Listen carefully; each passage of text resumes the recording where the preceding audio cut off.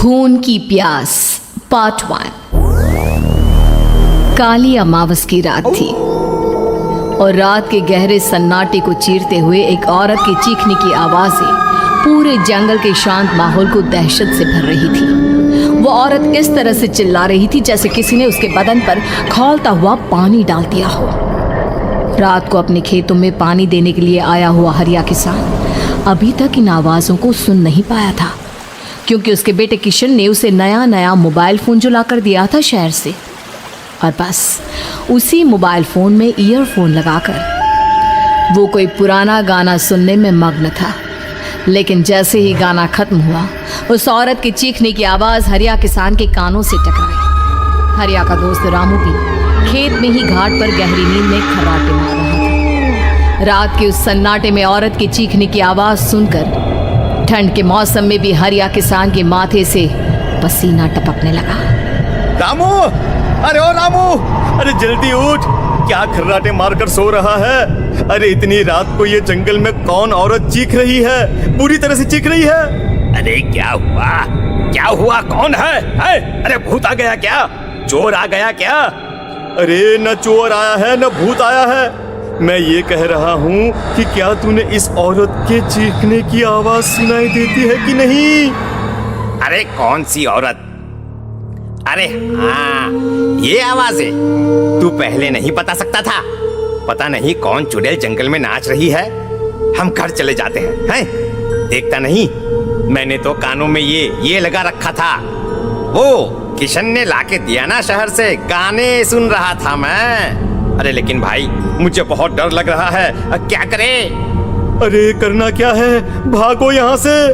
भगवान जाने कौन है और क्यों इतना चीख रही है, और उस औरत के चीखने की आवाजें और ज्यादा तेज होने लगी है। हरिया और रामू के पैर डर के मारे कांप रहे थे। डर की वजह से ना वो वहां पर रुक पा रहे थे और ना ही अपनी जगह से आगे बढ़ पा रहे थे। तभी अचानक से सन्नाटा छा गया। सही मौका है, हमें यहाँ से निकल लेना चाहिए भैया। रामू और हरिया अपना गमछा उठाकर दबे पैरों जंगल के रास्ते से गांव की तरफ चलने लगे। गांव की ओर जाने वाला ये एक ही रास्ता था और आवाज भी उसी तरफ से आ रही थी। लेकिन अभी 2 मिनट पहले वो आवाज पूरी तरह बंद हो चुकी थी और जंगल में पहले जैसा सन्नाटा पसर चुका था। तभी अचानक से पेड़ों में किसी के चलने की सरसराहट रामू और हरिया को सुनाई दी। क्या तुमने कोई आवाज सुनी? हाँ यार, ऐसा लग रहा है कोई इस तरफ ही आ रहा है। और तभी अचानक सामने पेड़ से एक साया रामू और हरिया के सामने उल्टा आकर लटक गया। ये देखकर रामू और हरिया की चीख निकल गई। वो दोनों डर के मारे बेहोश हो गए। वो साया जमीन पर आकर खड़ा हुआ। उसने रामू और हरिया के बालों को पकड़कर खींचना शुरू कर दिया। अब तुम गांव वालों में से कोई जिंदा नहीं बचेगा। मैं तुम सबको ले जाकर उस गड्ढे के नीचे दफन कर दूंगी। सबकी जान ले लूंगी, मैं किसी को नहीं छोड़ूंगी।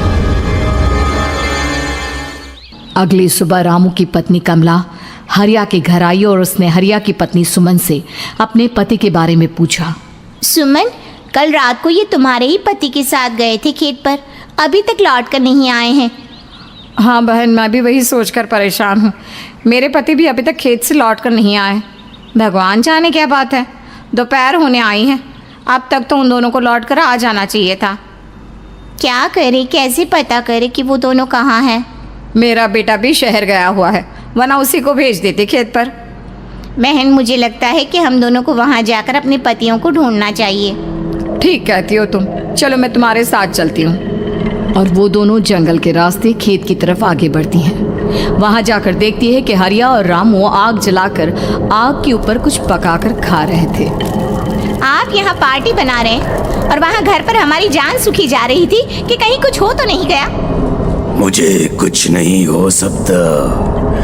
मैं कभी नहीं मर सकता, समझे तो? अरे तबीयत तो ठीक है? ये किस तरह की आवाज में बात कर रहे हैं आप? कुछ हुआ है क्या? कुछ नहीं हुआ, बस जोरों की भूख लग रही थी, इसलिए खाना बनाकर खा रहे थे। अच्छा, इतनी बदबू आ रही है, ऐसा क्या बनाकर खा रहे हैं आप? जरा हमें भी तो बताइए। अरे भाभी, क्यों परेशान हो रही हैं? मांस पकाकर खा रहे हैं। एक जंगली जानवर कल रात को खेत में आ गया था। हम दोनों ने उसे मार दिया और बस उसी का मांस पक रहा है। आप भी खाइए ना, बहुत बहुत ही स्वादिष्ट है। दिमाग खराब हो गया है क्या आप दोनों का? आप दोनों मांस कब से खाने लगे, और वो भी जंगली जानवर का? चलिए अभी कभी घर चलिए। चलेंगे चलेंगे, लेकिन पहले ये मांस तो खत्म कर ले। कुछ देर बाद रामू और हरिया कमला और सुमन के पीछे पीछे गांव की तरफ चल देते हैं। रामू और हरिया की आंखें पहले जैसी नहीं रही थी, उनमें कुछ बदल गया था। रामू अपनी पत्नी कमला के साथ घर चला जाता है और हरिया अपने घर आ जाता है। देखिए, आपने जो कुछ भी किया मैं उसके लिए आपको माफ़ कर देती हूँ, लेकिन आज के बाद ये रामू के साथ जाकर मांस पकाकर खाया ना, तो इस घर में घुसने नहीं दूंगी आपको। अरे दिमाग मत खराब करो, मैं वहां खाट पर लेटकर गाने सुन रहा हूँ, मुझे परेशान मत करना आप। इतना तमाशा खड़ा कर दिया, दोपहर तक घर लौट कर नहीं आए और अब गाने सुनने।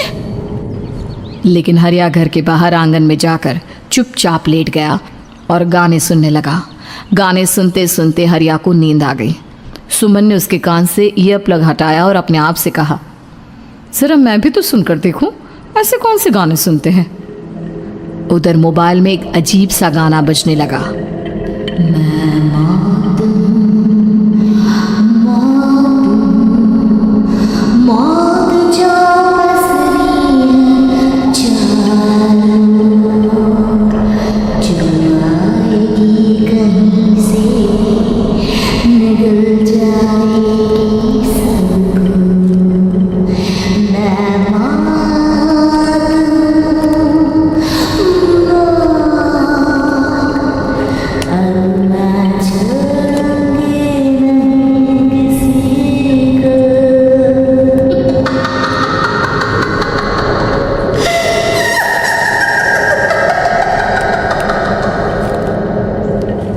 सुमन ने घबराकर मोबाइल फोन दूर रख दिया। वो बुरी तरह से डर गई थी।